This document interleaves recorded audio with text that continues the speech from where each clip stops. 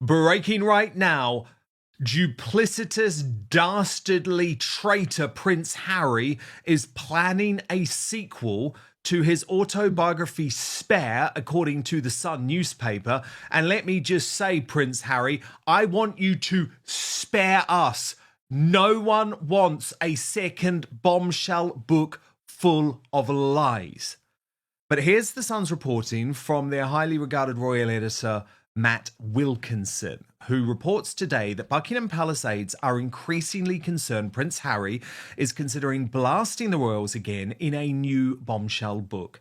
Courtiers fear the Duke of Sussex will hit out in the wake of his bitter High Court battle to win back taxpayer-funded UK security. Royal aides have observed strict protocols over the case as it effectively pits Harry and his legal team against the king. So senior royal circles were left astonished when Harry gave an interview to a newspaper, we'll discuss this in just a moment, following the latest two-day hearing. He said people would be shocked by what's being held back. Insiders said the explosive comments could be a veiled threat. And then a palace source added, there's a lot of worry that Harry could tell all in a book deal or even follow Meghan's lead and make a podcast.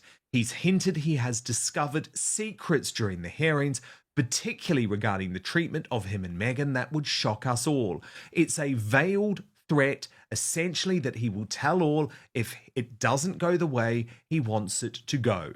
And the claims, according to The Sun, confirm a deepening rift between Harry and his father Charles, of course, the king, battling incurable cancer, yet didn't see his son on his visit to London. And by the way, totally endorse that decision. Brittany, editor of the Royal News Network, I can understand why Palace aides are terrified about this, because Harry is certainly threatening something. He's not going to win this case, Brittany. He doesn't deserve to win this case. There's no legal basis for him to win this case. Now, look, I could be proven to be wrong on that, but I would be very, very surprised. And it's almost like he is the little teenage boy throwing the toys out the cot, throwing another tantrum. And I do believe that there will be a tell-all. Obviously, Brittany, we do have to remember he is expected to deliver more books too. The deal was for 3 books. Let's start with what's breaking the palace right now. Prince Harry is planning a second tell-all memoir, a follow-up to Spare, and insiders say it's a veiled threat to get his way in a failing legal battle over UK taxpayer-funded security. Dan Wootton and Brittany say royal aides are stunned. He's hinting at shocking secrets uncovered during court hearings. But here's the truth. This isn't about justice.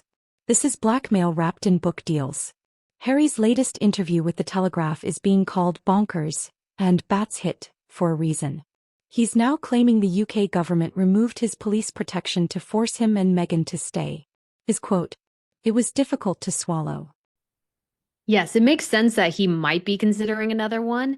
I mean, I just think, though, that the idea that we're all clamoring for the inside details of this, quote unquote, course case is a little ridiculous. I don't think anybody cares that much. But I mean, just think of the geopolitical implications if he happens to win this case, because he could go back to the United States and demand security from basically our taxpayers. And so I think myself as an American and so many others would be enraged by that idea. And I'm sure obviously the Trump administration would fight really hard against that. But I just don't think Harry deserves to win this case. I think his idea that we're all just so invested in him getting security or something like that is just absolutely just deluded. It's just delusion and ego ruling him and fueling him at this point. It is. And Brittany, you were actually at court. This is your brilliant... well, actually, we saw it before. Sorry, your brilliant exclusive photographs and also your video, which can be accessed on the Royal News Network on YouTube, of course. But Brittany, what did you learn? What was his demeanor like? What was the vibe like at court just before we get to this bombshell interview? It was very interesting because I went there. I had arrived from my flight just that day, and I walked around to the courthouse to see if I could see any photographers, and there were plenty of them there. They had been there in the morning. They were going to wait until the afternoon. I heard a couple of them talking, some of the photographers who were just, frustrated by the idea of this case and Harry potentially getting security. And then because of this whole incident with some woman who was a Sussex supporter at the trial, they had to delay it for a bit. And so all the photographers who wanted to go home were really frustrated that it was getting delayed. I mean, he seemed, according to the pictures that I took, he seemed to be in good spirits. But what's really interesting too is that right before he left, within about a span of about, I want to say 15 to 30 seconds, a camera crew left. So a guy with a big camera and another journalist, clearly. And I imagine they had been interviewing Harry because they left just right before him, and they usually kind of close off anything that's sort of not related to this, person that they are trying to protect, to be honest. And so I thought that was a little odd. I imagine they chatted with him. Or he might already be filming, Brittany, Yes. maybe for his own project. I mean, can we talk about this interview with the Daily Telegraph? Because it's totally batshit, it's totally delusional, it's totally bonkers. I'm just going to take you through it. Okay, so here's the headline. Prince Harry, police protection was withdrawn to trap me. Duke tells the Telegraph his worst fears have been confirmed by secret evidence heard in court over security.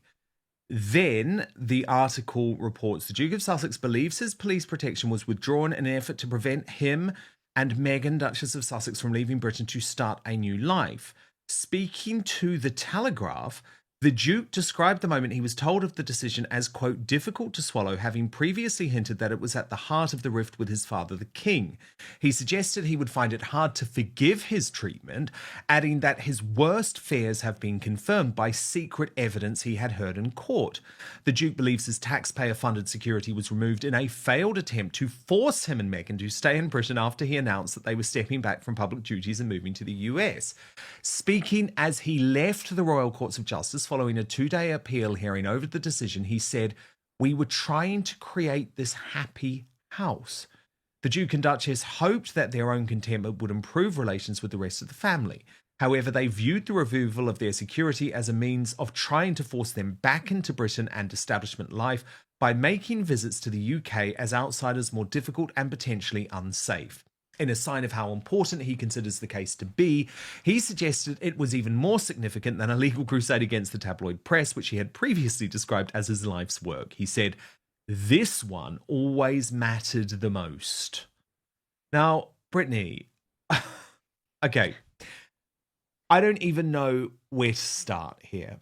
I do not even know where to start. There's more conspiratorial stuff, which I'll get to in just a second, but can I just say, as the guy who broke the news of Megxit, who was reporting accurately on that story from within the royal family, from the moment Harry and Meghan decided to go, every senior member of the family, every single courtier warned Harry, this is a consequence of Megxit. Your security will go. That's just a fact. It wasn't a threat. It wasn't trying to get him to stay. It was just a reality. And he never accepted that. Let's be real. This was a consequence of Megxit, not a conspiracy. Every senior royal, according to Dan, told him this is how it works. Harry didn't listen. Now he's rewriting history for sympathy and maybe sales. This isn't just about ego anymore. It's about self-destruction. Brittany says Harry is choosing to destroy himself, ignoring legal warnings and dragging the monarchy into the mud because he can't accept the consequences of walking away. And worst of all, he wants the British public to foot the bill for his private security, even though he's not a working royal, not living in the UK, and not offering any benefit to the state. No, and he just seems to think that we all want to pay for his family security and that we're all clamoring to see him protected, which is just not the case. Like, we want him to be safe, but the reality has always remained that if he shares his travel itinerary with the British government, there is a review that is conducted. If it is determined that there is a legitimate threat, then they will get a security detail while they are here. If not, then they don't get that detail. And so he will always be protected. Nobody wants anything to happen to him. But this idea that we are all going to be so interested in the intricate details of this case and are just so excited to hear about, the things that have been kept secret is just completely deluded at this point. I think he does himself no favors with the public by going on with such nonsense. And I think people are just really sick of it and really sick of him. Oh my God, yeah. Because the interview got weirder, Brittany. Mm. So the Telegraph reported the Duke suggested that he could forgive a lot since 2016, the year he met Meghan, but not what has been done during the legal process and why. He also suggested he was deeply unhappy with some of the evidence he had heard during the closed sittings of the court. People would be shocked by what's been held back, he said, adding that his worst fears have been confirmed by the whole legal disclosure in this case, and that's really sad. As the hearing came to an end, he admitted he was exhausted and overwhelmed by the process, which has consumed him for several years. Win or lose the appeal, the Duke is aware that he may not get what he wants. Even a victory would not force Ravec to rewrite its policy to suit the Sussexes. So it's like, Brittany, he is choosing to destroy himself. This is actually an example of deep mental illness because he knows the result will not change. He was warned that this was a consequence. And again, Brittany, let me just remind everyone, because I was doing all of this original reporting before Megxit came to fruition. This was one of the reasons, Brittany, why the royal family, the establishment, who he hates so much, were looking into all of these other options for Harry and Meghan. So, for example, relocating them to Botswana or South Africa, or could he become the Governor General of Australia or New Zealand, or could he go and work and live in Canada for part of the year? Because they wanted to find a solution, Brittany, where he was still able to have security, still able to be part of the royal family. It was Harry and Meghan who turned all of that down. So he is literally rewriting history. He is. And it also seemed interesting, too, that all of a sudden it seemed more likely that he was going to not pay for this, that if he got the security, that he was going to make the taxpayers pay, which he initially said he wasn't going to do. But this whole idea is that, yes, decisions have consequences. And he sounds wildly childish and immature to think that he could just leave everything behind, and then he could take all the benefits of being a working royal with him. And that's just simply not how it works. And at some point, reality had to kick in. And unfortunately, Harry's not liking reality too much at this point. But it's hard for the British government to justify paying for this. Harry offers no benefits to the British people at this point because he's not a working royal. And the only working royals who get full-time 24/7 security are their majesties and the Waleses. Harry, I think, unfortunately, he got a really big ego because he was number one in the popularity polls for a while. Like, he actually unseated the Queen and stuff. And so I think he really thought that he was so incredibly, incredibly important. And the reality is he's just not. He's just a cog really in a machine in a lot of ways. And yeah, his relevance was always going to diminish over time. That happens in all royal families. The Wales' kids will grow up and Harry will be unseated. And so he was actually just speeding up probably what was already going to happen to him and his family, but he just can't seem to accept reality at this point. And your cousins, Harry, your cousins, Beatrice and Eugenie, both had their security detail removed, something Prince Andrew was really unhappy about. And then I guess he thinks this is like a power move, Brittany. He makes this special visit to Ukraine, and of course, like, let's not get into the pros and cons of that war, but Harry has always used the Ukraine war to virtue signal, to make political points, to go against the US government, but let's just put that to one side. There's just a great irony there, isn't there? Showing that he is prepared to visit a war zone and seemingly not be concerned about his security. I know he thinks that's a big win because in his view, he's sort of saying like, oh, I'm safer in Ukraine than I am the United Kingdom. But again, that's just not the fact. Now it gets messy. Archwell's 2023 tax filings reveal a donation to the Milwaukee Muslim Women's Coalition, led by a woman with an alleged record of anti-Israel and anti-Semitic rhetoric. After being confronted, the Sussex team says, "We didn't know." But that's the problem. There's no vetting, no direction, no accountability. Meghan and Harry's foundation continues to be a headline-generating disaster. Now on to a heartbreaking update. King Charles's declining health. He looked frail and ashen while visiting the Pope. Dan notes he resembles Prince Philip in his 90s, but Charles is only 76. Despite battling incurable cancer, he's pushing forward with royal duties. Admirable, yes, but also deeply worrying. No, and people, if he's, I'm sure he does believe that, but people looking at this rationally going, no, you just seem crazy if you're willing to go to Nigeria, Colombia, you're willing to go to Ukraine, like an active war zone in countries with, massive internal conflicts, and then you won't go to the United Kingdom. Like there's just such a disconnect with reality in that instance. And I think it just damages his case so much more. And he keeps blaming his father for this case and how Revic is not giving him what he wants. When the reality is, Revic is responsible to the taxpayers, to the people of the UK. They have to justify giving him and his family full-time security, and they can't justify it anymore.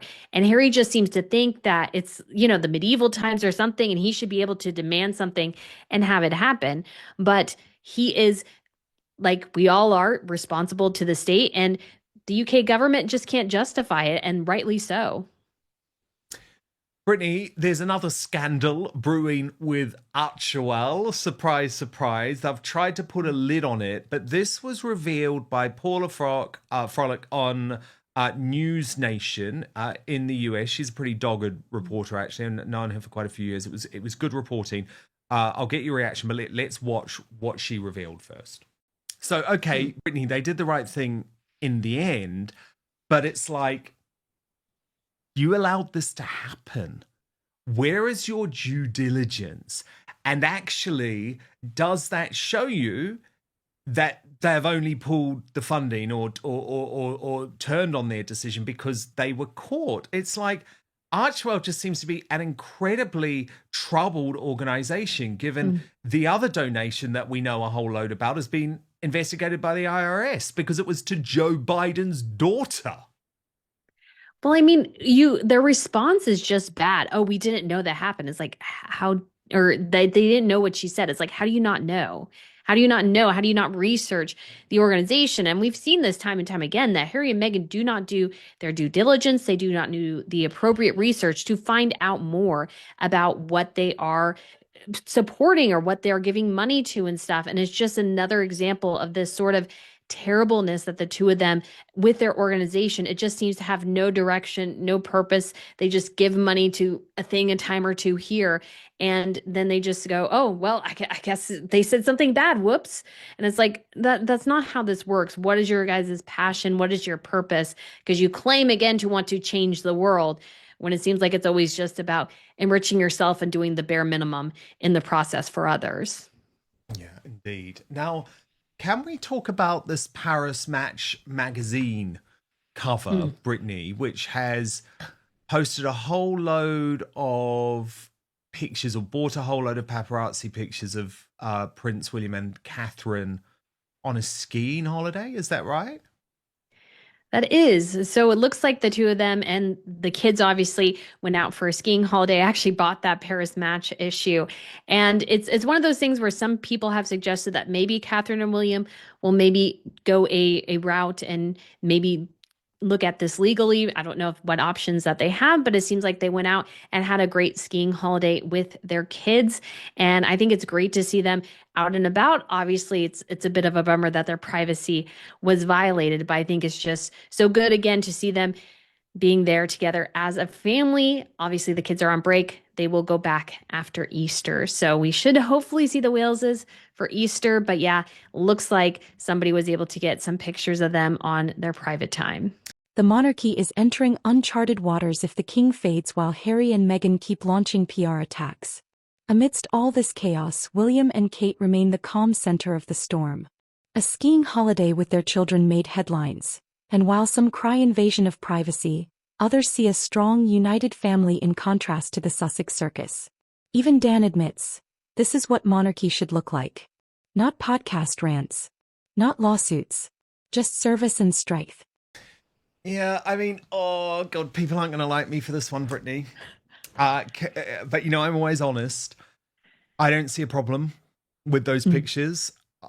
I really don't. Now, look, clearly, Closer magazine picturing Catherine topless in mm. a private villa and publishing wrong, wrong, wrong, wrong, wrong. And William was absolutely right to legally go after them. At the same time, I think Catherine and William are just given huge respect all around the world. But every now and then, I don't have a huge problem with them being pictured privately on holiday. I do sort of think it comes with the territory. Obviously, we Mhm. don't want the sorts of scenes that used to haunt Princess Diana, where there were hordes of paparazzi photographers every time they went on holiday. But I do think we're in a bit of a different environment now. I don't know, Brittany, though. That won't be popular. People don't like me saying things like that. But do you understand where I'm coming from? Oh, yes, because being a famous public figure, that is part of the territory. You can try to mitigate it the best you can, but that just won't always happen. And so sometimes, like the vast majority of the time, they get to take their holidays privately. We don't get any pictures. And so sometimes the pictures will come out, and I think that's just kind of what they have to deal with. But I'm glad though that they are doing well and spending time as a family. But it's probably not. I heard some people rumbling about that, probably not really any legal options for No. them. They were on vacation. They just happened to be photographed. Yeah, And it and they seemed like look they so weren't invasive, lovely like too invasive. together. They look so lovely Yes. and happy together, Yeah, anyway, we did see some gorgeous scenes, though, didn't we, of Prince William Mm. and George celebrating at the football. And William had that really brilliant turn as a football pundit. He said, yeah, I really want to do this again. I mean, come on, they've had absolute glowing publicity, and they're in such a strong position as a Mhm. family at the moment. They've come through so much, and I think it's just been lovely to see. And I guess you could argue that William would say, look, when I'm in the football stadium with George, I'm public property. When I'm Mm. on holiday with him, I'm not. I haven't looked at the magazine, Brittany. It's not that I'm seeking it out. I don't want to particularly see the images or anything like that. And I'm not aware of whether they did use any pictures of the kids or not. But I do know, having been executive editor of The Sun before, that's the thing that William and Catherine get most upset about. If people are going to use media organizations going to run pictures of the children. Can we talk about Charles and Camilla in Italy? I mean, obviously, great they got there, but a lot of concern, Brittany, about the health of the king, especially when you see him in this photograph Mm. with the Pope, who obviously has just survived a near death experience. Charles looks ashen, and we know that there was that hospital visit just a couple of weeks ago that some people believed would actually stop this state visit. Now, it was clear that nothing was going to stop Charles. And given it sounds like his cancer is incurable and this is something that he's going to have to live with, I get it, right? And it's up to him. It is up to him. And he's waited his whole life to be monarch. And of course, he doesn't want to disappear from public view because he's undergoing treatment. So it's so unfortunate, but I just think we can't deny the fact, Brittany, because sometimes the mainstream media try and pretend like everything's okay here, and it's like, he isn't looking well at the moment, and given the hospital visit, that is a concern. Let's be brutally honest. Harry and Meghan are turning legal battles into threats, memoirs into weapons, and nonprofits into PR firestorms. Meanwhile, the king battles cancer and William holds the line. This isn't about justice. It's about revenge. And if Spare 2 drops, brace yourselves, because the palace may not survive the next blast. Yes, I remember seeing a picture of him around the time of the Royal Variety Show, and I thought, oh, he's not looking too good. And it's a huge concern, and he works so hard. You have to admire the dedication, the work ethic that His Majesty does have, but it's hard. He has a condition that he needs treatment for. It sounds like every week or every other week, and that will impact you. It'll drag you down. And so I so admire his willingness, his dedication, his desire and drive to work as much as he's able. But I really do hope he is able to, as well, kind of farm out some of those responsibilities to other more minor members of the family. Maybe get somebody else up into a working role, I think would be absolutely fantastic. So some of the burden can be off him. I don't think he'll probably want to do that because he's waited so long and he doesn't want to let people down. But I don't think people would be worried at all or miffed at all if he did allow some of the burden to slip to some younger members of the family. I think that would be absolutely fantastic. But he is definitely there doing as much as he can as a monarch, and it is very impressive. Yeah, and of course, he would argue that this is a state visit. This is one of the important ones. But I guess that's why the argument, Brittany, is with some of the, how do you put it, more mundane? Maybe that's not a fair word, but you know what I'm trying to say, right? The more day-to-day sorts of royal duties. You know, use Sophie, the Duchess of Edinburgh. Maybe even use Princess Beatrice and Eugenie. Maybe even try and use Mike and Zara Tyndall. But it is just really worrying looking at him. I mean, the thing about Charles, he always cared so much about his health, and this is the very cruel irony with cancer.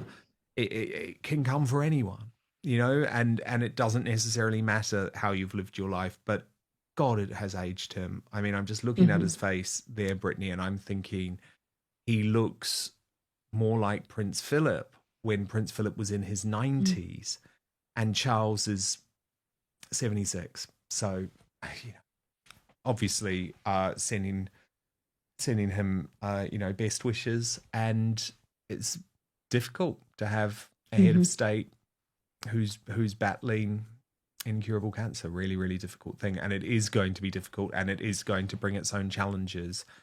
And I know a lot of people are very tough on Charles at the moment for political reasons, but I'm just looking at this from a human perspective. What do you think?